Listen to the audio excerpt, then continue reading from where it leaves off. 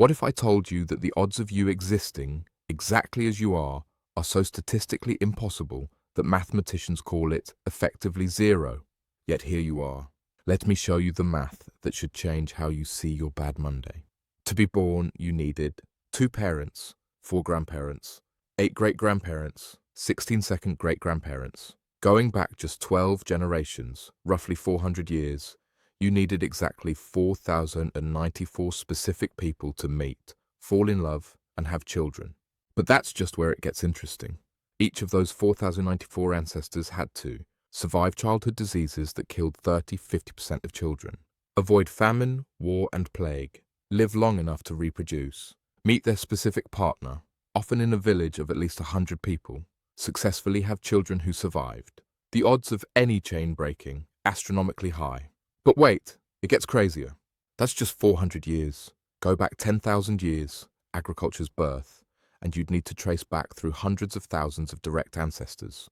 Go back to the origin of Homo sapiens, 200,000 years. We're talking millions of unbroken links. Now add the genetic lottery. Your parents could have created approximately 70 trillion different genetic combinations. You, with your specific traits, talents, quirks, and brain, are one specific hand dealt from a deck of 70 trillion possibilities. Your sibling, a completely different hand from that same deck. Still not impressed? Let's go deeper. For your parents to meet at all, their parents had to meet. They had to live in overlapping. One of them had to say yes to a date. The timing of conception had to be exact. A different day, a different sperm, not you. So why does this matter? Because right now, in this moment, you might be scrolling mindlessly, procrastinating on a dream, stuck in Sunday scaries, thinking tomorrow I'll start, waiting for the right time, and 4,094 ancestors are watching, speechless. Think about what they endured so you could be here. The great-great-grandmother who fled persecution, the great-grandfather who survived a war, the ancestor who lost 3 children but kept going, the couple who defied families to be together. They fought, they survived, they chose life. For you, here's the truth bomb. You are not entitled to this existence. You are entrusted with it. You are the temporary custodian of an impossibly rare gift, consciousness, agency, time on earth, purchased with the struggles, sacrifices, and love of thousands. What are you doing with it? I'm not saying this to guilt you. I'm saying it to wake you up. That project you're scared to start, that person you're afraid to reach out to, that bold move you keep postponing, your ancestors navigated literal life and death stakes for survival. You're worried about an email.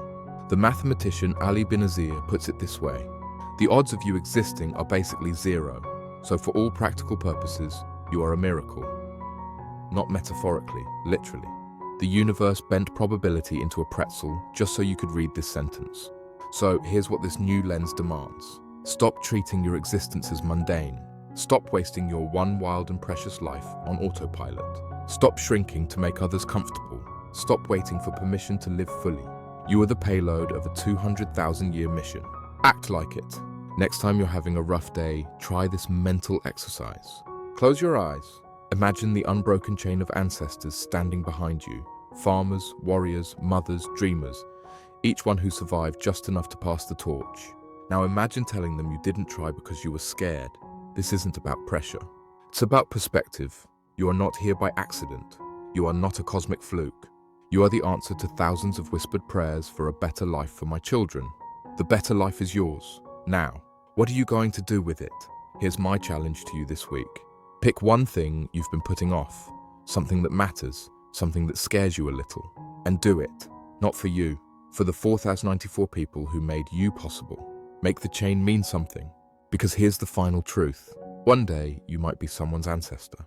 Someone might trace their existence back through you. What story will they find?